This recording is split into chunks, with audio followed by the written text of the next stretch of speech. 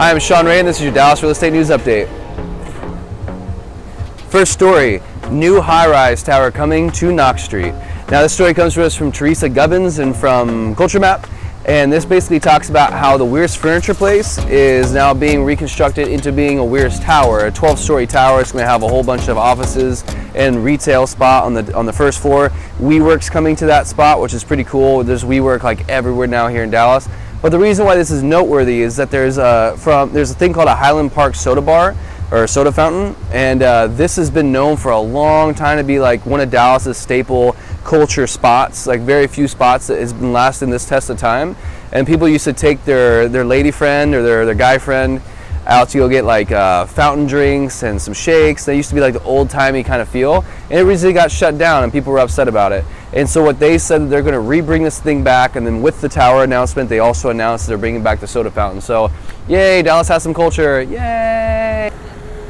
Our second story is that construction costs keep on going up as it becomes harder and harder to find labor to do those jobs. This story comes to us from the Dallas Morning News, Tom DeFurio, and basically that's it. I mean, just basically the costs of residential, retail, commercial, all these kind of developments are just skyrocketing because it's harder and harder to find skilled masonry, plumbing work, and basically they're having to outsource all their basic level stuff to automation, which in and itself becomes really expensive whenever you're trying to buy new technology and new equipment. And so if we don't start getting more and more skilled laborers coming into the workforce when it comes to construction, especially real estate construction, then we just imagine prices going higher and higher and higher. Our third story is that Fair Park is finally getting its due. The story comes to us from Claire Baller over at Dallas Business Journal. And then what she's talking about is that South Dallas has been like the spot in mind for a lot of investors for a long time. I know working with buyers, a lot of people have been asking me, well, so how's Fair Park and how's South Dallas doing? Is it finally good? Is it finally time to start investing in that area for first-time home buyers? And I still don't think it is, not yet. Unless you're really willing to take a lot of risk and then be willing to be a part of this huge equity boost that's going to happen over the next 10 years, there's going to be a transitional period that's going to be a little dicey.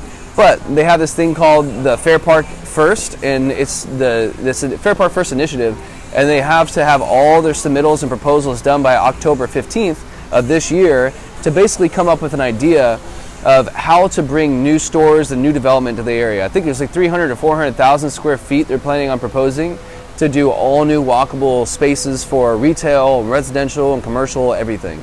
And so on top of that, they're also talking about making Fair Park full year, like doing some kind of attractions or doing some kind of events throughout the year to keep a constant flow of people walking in and out of that area. So, is it time? Should you invest? I don't know.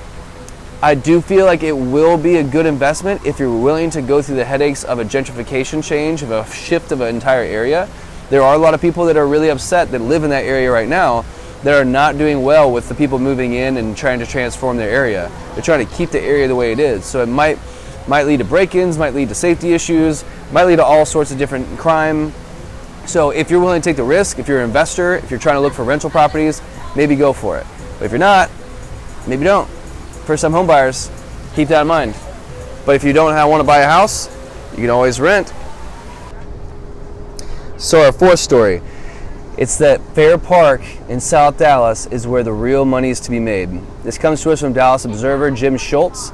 And what he goes through is that just in 2018, 2019, there's one street over in Fair Park that had a 92% increase in just that time, just from the same time for 2018 and 2019. What a 92% increase. That's incredible. Appreciation rate right now in Dallas, if you've seen our last week's news update, is around 3% right now. So 92% increase in just a year is insane. A lot of reasons why this is happening is that big developers are buying up all sorts of parts of South Dallas. These aren't individual investors like you might think. These are big people that are putting a lot of money into really redeveloping entire streets of South Dallas. So if you're a small-time investor, if you're a small fry and you're trying to jump into this, and because of what we just talked about in the last segment, then the Fair Park First is bringing a lot of attention from a lot of investors in this area.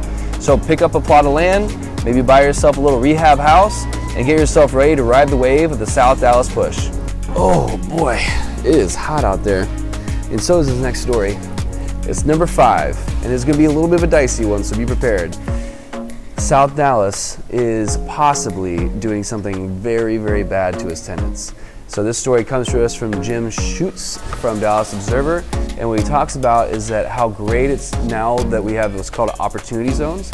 And so Trump, he did this thing in like 2017 where he created opportunity zones where investors can go into certain areas in Dallas. There's areas like over in West Dallas and over in South Dallas, Fair Park. There's some Casa View, Casa Linda areas as well. There are opportunity zones. And basically these zones have historically been redlined. And basically what that is that it puts people in areas that historically are just for minorities. And so it's kept people in an area that is just for the minorities of lower income, so it's prevented there to be a lot of job growth or income growth or any kind of opportunities. And so that would make sense that you would want there to be people to invest in these areas. Like, so now we have a bunch of investors coming in these areas, in these redlined areas. They're going to make it super walkable. There's going to be retail. There's going to be residential stuff. There's going to be new homes being built, and it's going to bring a lot of jobs in the area, which would be great for these redlined homes, and then or redlined demographic. On top of that, they've increased taxes, so that it increased the ability to do any kind of public works and also infrastructure, and then even help out with the school system. But the problem is that you have to consider taxes, and so taxes are going to increase on these people's homes. And then a lot of times they have muddied titles and deeds, and they don't know actually who belongs to what. And whenever it comes to paying the taxes and they try to sell it, and eventually some kind of wholesaler comes in and buys it, or it goes to auction and they buy it for pennies on the dollar, and they flip it, and then the people that purchased it make the profit, not the ones that sold it. And so now they're being pushed out of their homes and they're living on the streets. A lot of times they actually have recorded cases of people that have died on the actual streets because they have nowhere to go after they got pushed out of their house because of increase in taxes. Now, let's go one step even further. This is all a master plan that they're trying to take advantage of this. This is Congresswoman Johnson that is in charge of this area. She had a private meeting, should have been a town hall, but it was a private meeting with Matthews Southwest, which happens to own this place I'm currently in, which is the old Nilo, now it's Canvas. And then they also own Southside Flats, Southside Lamar. They own Alamo Draft House, Gillies. And so they met with Congresswoman Johnson and they said, all right, we need to figure out, we're going to all huddle together, get all of our friends, all our investor friends, and see how we can take advantage of these opportunity zones and keep it within a small little tiny group. That way we all can play off each other and all make money off of each other. And so there's a corridor, a street that goes from South Dallas, Fair Park, from Cedars all the way to Fair Park. And so they're planning on building out a whole bunch of stuff on that corridor, and then everyone just buys up homes around there, buys up lots and lands, and so they're all trying to be in each other's pocket. And so what that really means to you, this is a great time to jump in and take advantage of their plot and scheming, but it's also kind of corrupt that they're not doing this publicly, because these are public conversations that need to be had.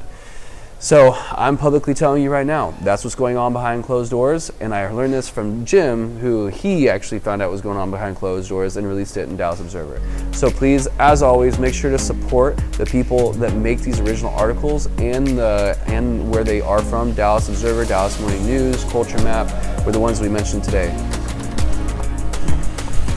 Thank you guys so much for watching the Dallas News Update. I am Sean Ray. Again, if you guys ever need a house or an apartment or anything, I'm your guy. Make sure to like, subscribe, comment, share, follow, save, whatever it is people do nowadays. And then I do want to make sure that someone's watching this stuff other than myself, my friends, and my mom. And so if you can comment below and maybe give me some ideas for some stories that you guys are interested in, I am more than happy to do that for you. All right, as always, make sure to watch some cool videos that have something pertain to this, and then subscribe as well. See you guys. How do you like my new shirt? How do you like my new shirt? I can sell them. You want some? I can sell them.